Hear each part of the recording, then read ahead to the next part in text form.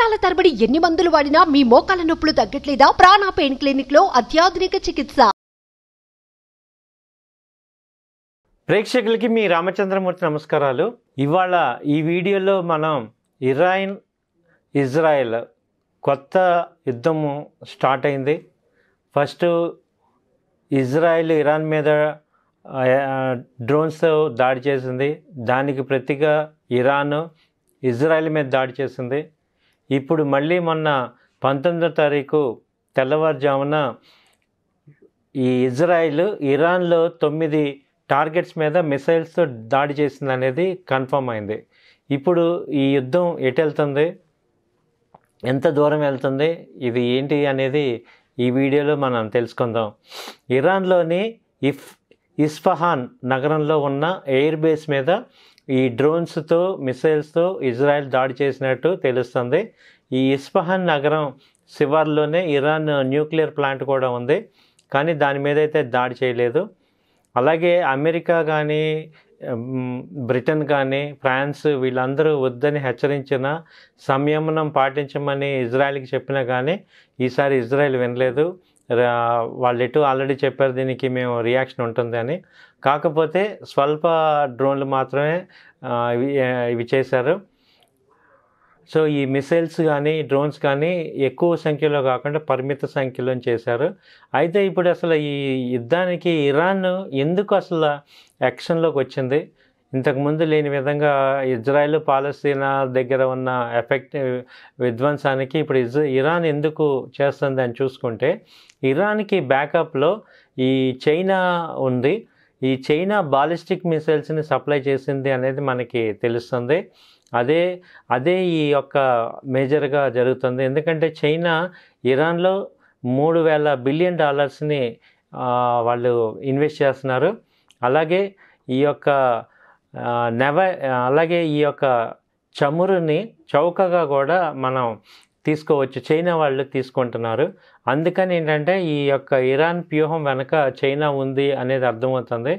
ఈ చైనా యొక్క అడ్వాంటేజ్ ఏంటంటే తక్కువ ఖర్చుతో ఈ యొక్క మిసైల్స్ని తయారు చేసి, డ్రోన్లు క్రూయిజ్ మిసైల్స్ని తయారు చేసి వాటిని పెద్ద ఎత్తున ప్రయోగం చేసి ఈ బాలిస్టిక్ ఎయిర్ సిస్టమ్ని, ఎయిర్ బాలిస్టిక్ డిఫెన్స్ సిస్టమ్ మొత్తం దొడ్డి ద్వారాన బాలిస్టిక్ మిసైల్స్ని పంపించారు.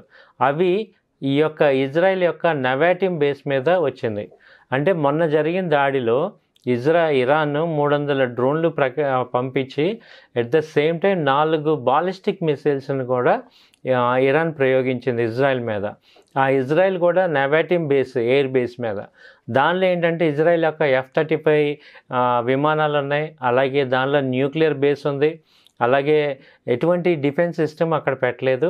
దాంతో ఏంటంటే ఇరాన్ నేరుగా ఈ యొక్క నవాటిమ్ ఎయిర్ బేస్ని లక్ష్యంగా చేసుకొని దాడి చేస్తూ, మరోవైపు ఈ యొక్క కామికాజ్ డ్రోన్లు క్రూయిజ్ మిసైల్స్ పంపించి ఈ యొక్క America, Britain, Israel air defence సిస్టమ్స్ని బిజీగా చేసింది. దానివల్ల ఏమైందంటే ఈ అమెరికా వాళ్ళ బేస్ అంతా కూడా ఈ యొక్క స్వల్పకాలిక డ్రోన్లని కౌంటర్ అటాక్ చేయడంతో మునిగిపోతే ఈ యొక్క మేజర్ బాలిస్టిక్ మిసైల్స్ అన్నీ కూడా ఈ ఇజ్రాయెల్ యొక్క నవాటిమ్ బేస్ మీద దాడి చేశాయి. దీని యొక్క మీనింగ్ ఏంటి, ఏం జరుగుతుందంటే ఈ ఆధునిక టెక్నాలజీ లేకుండా చౌకగా మిసైల్స్నేమో మూకుమ్మడిగా ప్రయోగించి, అలాగే అడ్వాన్స్డ్ టెక్నాలజీ ఉన్న మిసైల్స్నేమో తర్వాత బ్యాక్ ఎండ్లో చేయటం ద్వారా ఈ యొక్క టార్గెట్ని ఈజీగా రీచ్ అవ్వచ్చు అనేది ఈ యొక్క ఎత్తుగడతో అర్థమవుతుంది. ఇదే జరిగితే ఇజ్రాయెల్కి $500 ఒక మిసైల్ అయితే ఇరాన్కి $1 ఖర్చు అవుతుంది. కాబట్టి యుద్ధం దీర్ఘకాలికంగా జరిగితే ఇరాన్ కన్నా ఇజ్రాయెల్కి ఎక్కువ నష్టం వచ్చే అవకాశాలు ఉన్నాయి. అలాగే ఇజ్రాయెల్ని సపోర్ట్ చేసే కంట్రీస్ అమెరికా, మళ్ళీ బ్రిటన్కి కూడా ఎక్కువ నష్టం వస్తున్నాయి. ఎందుకంటే ఇప్పుడు చైనా ఎందుకు ఉత్సాహం చూపిస్తుందంటే ఆల్రెడీ మనం డిస్కస్ చేసుకున్నాం. $400 మిలియన్ పెట్టుబడి చైనా పెడుతుంది ఇరాన్లో. అలాగే ఇరాన్లో మళ్ళీ పెట్రోల్ కూడా తక్కువ రేటు కొనుక్కుంటుంది. దానివల్ల చైనా ఇరాన్కి ఈ ఉత్తర కొరియాతో పాటు ఇరాన్కి కూడా ఈ హైపర్సోనిక్ మిసైల్స్ టెక్నాలజీని ఇచ్చారు. ఇప్పుడు ఇరాన్ దగ్గర చూస్తే మినిమమ్ 10 హైపర్సోనిక్ మిసైళ్ళు ఉన్నాయి. వాటిని ఉపయోగించి ఇజ్రాయిల్లోని నెవాటిమ్ ఎయిర్ బేస్ని ధ్వంసం చేసే అవకాశాలు ఉన్నాయి. అందుకే ఇప్పుడు అమెరికాకి ఇజ్రాయిల్కి కూడా ఈ భయం ఉంది. అలాగే ఇప్పుడు ఇజ్రాయిల్ చిన్న దేశం అవటం వల్ల ఈ కీలక అణ్వాయుధాలు F-3లని ఈ నెవాటిమ్ బేస్ నుంచి ఇంకా సురక్షిత ప్రాంతానికి తరలించలేము. ఎందుకంటే ఇజ్రాయిల్ అనేది చాలా చిన్న దేశం. ఇప్పుడు ఇరాన్, అమెరికాతో పాటు ఇజ్రాయిల్, జోర్డాన్, సౌదీ, UAE అందరికీ కూడా ఇరాన్ హెచ్చరికలు చేస్తుంది. అంటే ఈ డర్టీ బాంబుని కూడా ఇది సిద్ధం చేసుకుంది అని అంటున్నారు. ఏమాత్రం పరిస్థితి అదుపు తప్పినా ఇప్పుడు ఈసారి ఇరాన్ ఈ టెల్ అవీవ్ కానీ జెరూసలేం కూడా దాడి చేసే అవకాశాలు ఉన్నాయి. అలాగే ఇరాన్ ఇప్పుడు కట్టడి చేయటం ఇజ్రాయెల్కి ఎంతవరకు కష్టం, ఏ రకంగా ఉన్నాయంటే ఇప్పుడు ఇరాన్ యొక్క ఎయిర్ ఫోర్స్ బేస్ చాలా తక్కువగా బలహీనంగానే ఉంది. అట్ ద సేమ్ టైము ఇవన్నీ కూడా సోవియట్ మీద ఎక్కువ డిపెండ్ అయింది. చైనా మీద కానీ సోవియట్ మీద కానీ వాళ్ళు సపోర్ట్ చేసినంత కాలమే ఇప్పుడు ఇరాన్ చేయగలదు. కానీ ఇజ్రాయెల్ దగ్గర F-35 ఎయిర్ డిఫెన్స్ ఉన్నాయి, సిస్టమ్స్ ఉన్నాయి. వాటి ద్వారా ఎయిర్ టార్గెట్స్ని ఈజీగా ఇరాన్ మీద దాడి చేయగలదు. అలాగే ఇరాన్ని ఈజీగా వీళ్ళ యొక్క టెక్నాలజీ ఎక్కువ ఉంది. ఇజ్రాయెల్కి F-35కి సొంత టెక్నాలజీ వాడి జామర్లను కూడా అమర్చుకుంది. దాని ద్వారా ఈ యొక్క F-35 వచ్చే కదలికలు అనేవి శత్రువులకి తెలియదు. అలాగే ఇప్పుడు ఇవాళ చేసిన దాడిలో ఇరాన్ యొక్క షహీద్ కామీ డ్రోన్లు తయారు చేసే ఫ్యాక్టరీని ధ్వంసం చేసింది ఇజ్రాయెల్. అలాగే అణు విద్యుత్ దగ్గరికి అయితే వెళ్ళలేదు.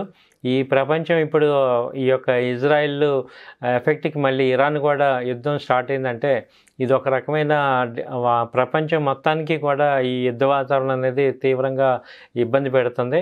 సో సాధ్యమైన తొందరలో వీళ్ళు విరామిస్తేనే మనందరికీ కూడా మంచిదని అనిపిస్తుంది. కాకపోతే ఈ యొక్క ఇరాన్కి ఇప్పుడు చైనా బ్యాకప్ అనేది స్పష్టంగా అర్థమవుతుంది. మరి ఎప్పుడు అవుతుంది ఏంటో. కాబట్టి దీని ఎఫెక్ట్ మార్కెట్స్ మీద కూడా పడే అవకాశాలు ఉన్నాయి.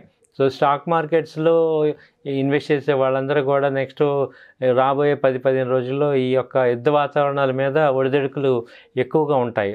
కాబట్టి వాటిని గుర్తించి మీ యొక్క డెసిషన్స్ని తీసుకోవచ్చని కోరుచున్నాం. థ్యాంక్ యూ అండి. నమస్తే. సుమన్ టీవీలో మీ పర్సనల్ అండ్ బిజినెస్ ప్రమోషన్స్ కోసం కింది నెంబర్కి కాంటాక్ట్ చేయండి.